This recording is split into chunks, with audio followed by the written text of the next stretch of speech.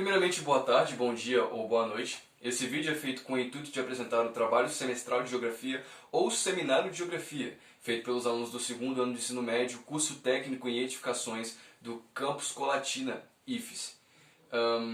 Vale ressaltar que toda a informação contida neste trabalho foi objeto de pesquisa e está rigorosamente detalhado e reeditado nas normas da ABNT, a Associação Brasileira de Normas Técnicas, em nosso trabalho escrito, que é enviado posteriormente ao professor para determinada avaliação. O grupo que analisou e pesquisou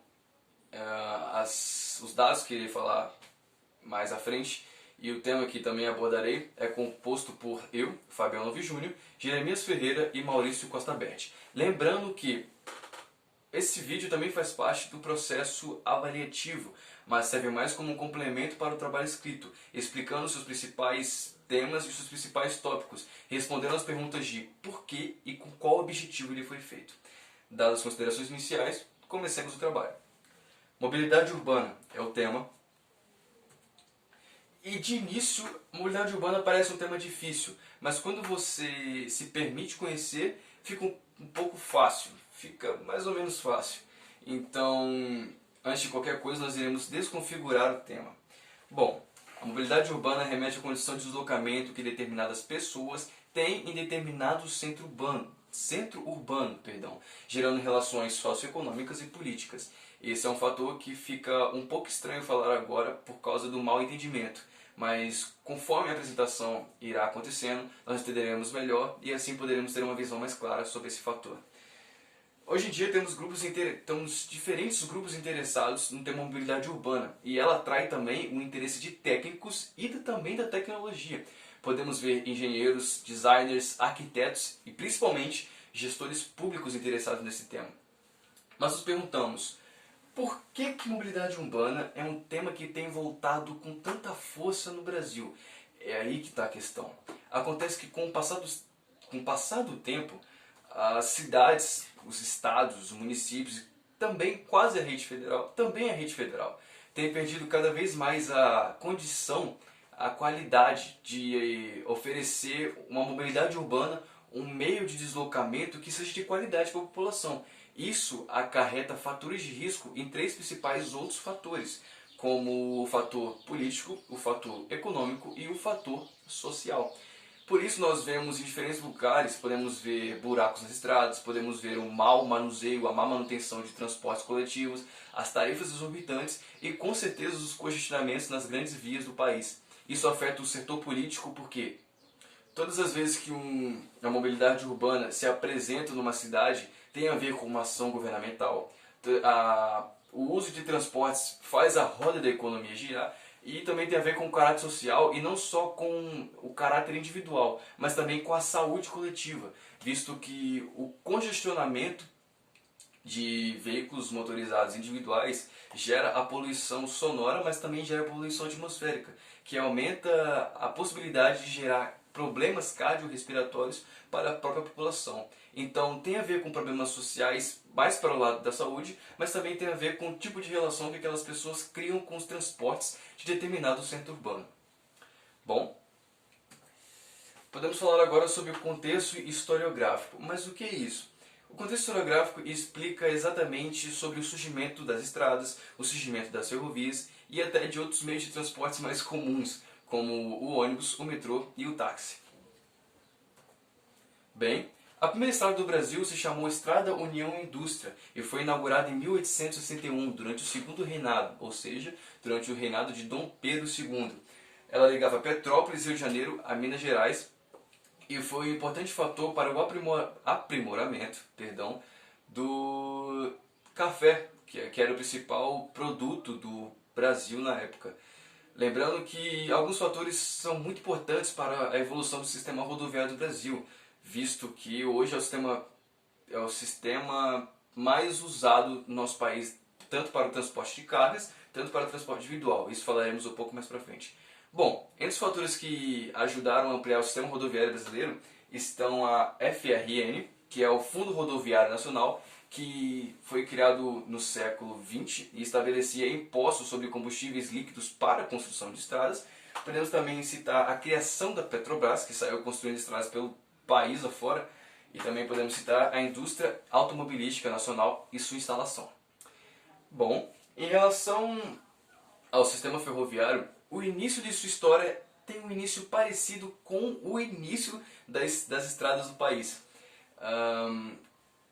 As ferrovias começaram também durante o governo de Dom Pedro II, mas dessa vez ao protagonismo de outra pessoa, extensamente conhecido como Irineu Evangelista de Souza, ou apelidado como Barão de Mauá. A primeira ferrovia se chamou Estrada de Ferro Mauá e ligava Rio de Janeiro a Petrópolis, no estado de Rio de Janeiro.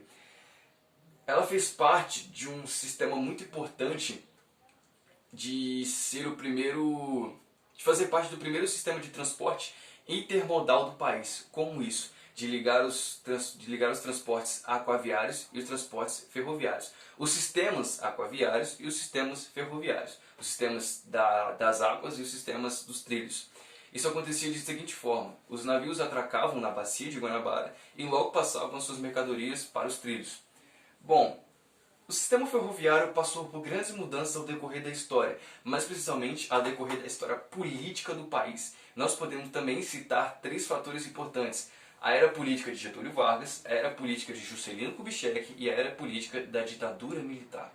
Bom, não é de surpresa para ninguém que Getúlio Vargas ele priorizou a construção de estradas pelo país, deixando o sistema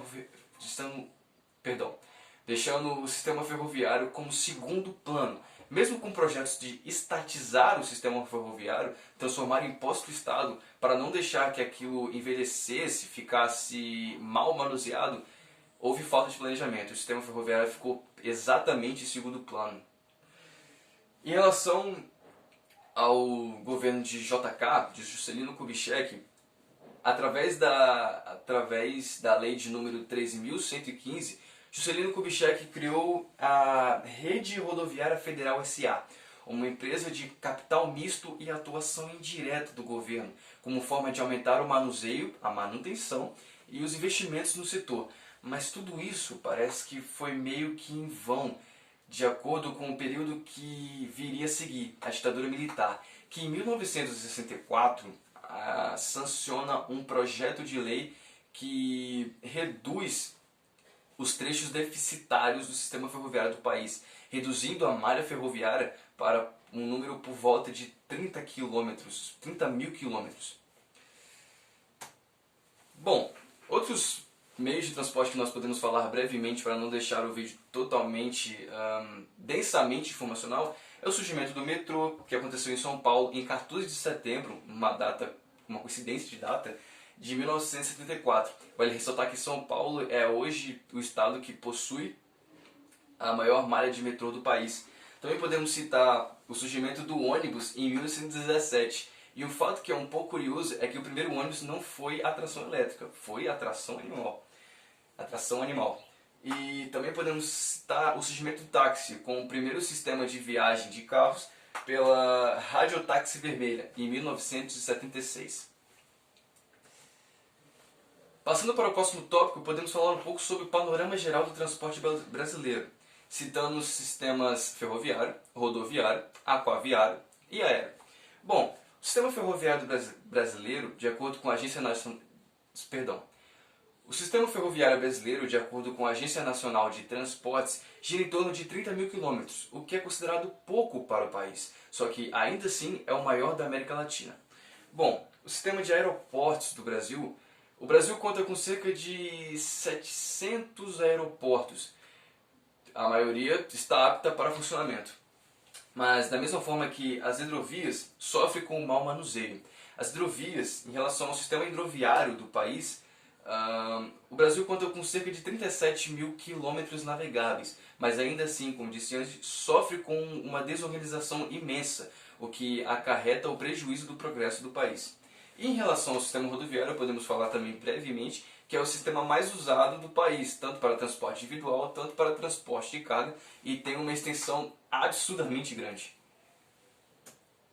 Passando esse tópico, podemos falar um pouco sobre os problemas encontrados no Brasil no século XXI. Falamos muito do Brasil porque ele foi o país centro que nós tomamos como referência para relatar os problemas e também as soluções encontradas atualmente em relação ao tema de mobilidade urbana.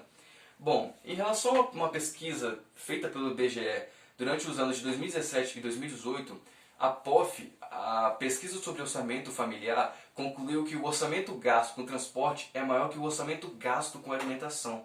E isso é um fator prejudicial para a população de um país. Sem contar que outra pesquisa também afirmou que o tempo médio de trajeto casa-trabalho-casa para a maioria dos trabalhadores é em média de 144 minutos, quase 2 horas e meia.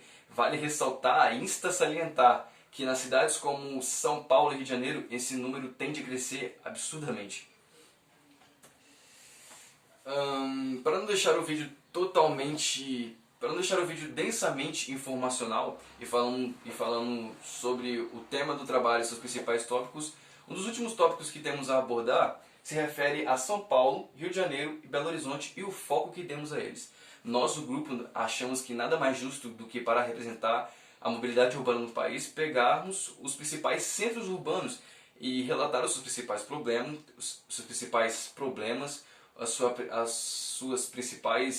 seus principais meios de mobilidade, como está a situação de locomoção da sua população e também relatar as principais soluções. Tudo isso está totalmente detalhado em nosso trabalho escrito e, repetindo, rigorosamente reeditado nas normas da Associação Brasileira de Normas Técnicas, a ABNT. Bom, poderíamos falar sim das características individuais de cada cidade, tanto de São Paulo, tanto de Rio de Janeiro, tanto de Belo Horizonte, mas como falei antes, para não deixar o vídeo tão longo e tão densamente informacional, podemos falar de características problemáticas que são encontradas em comum nos 3 setores, nas 3 cidades, na verdade, que são o sobrecarregamento do espaço, a limitação de fluxos, o aumento de acidentes. Eu posso falar sobre a poluição atmosférica, principalmente na cidade de São Paulo, causada pelo congestionamento de veículos e também pela grande massa de indústrias. E também podemos falar sobre a falta de alternância que encontramos, a falta de opções para que você alterne entre um meio de transporte e outro. E isso é um causador, é um fator fatal para os transportes de um país, de uma nação. Levando em conta o que foi dito e dando as considerações finais, nosso grupo agradece imensamente a atenção dada a este vídeo e, por fim, o nosso muito obrigado. Nos vemos em outra apresentação.